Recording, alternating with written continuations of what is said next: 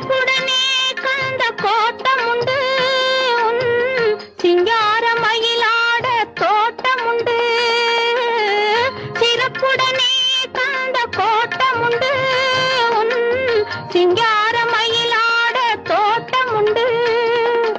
உனக்கான மனக்கோயில் கொஞ்சமில்லை, உனக்கான மனக்கோயில் கொஞ்சமில்லை.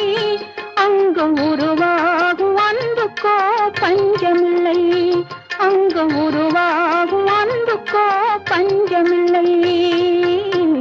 திருப்பரங்குன்றத்தில் நீ சிரித்தால் முருகா, திருத்தணிமலை மீது எதிரொலிக்கும்.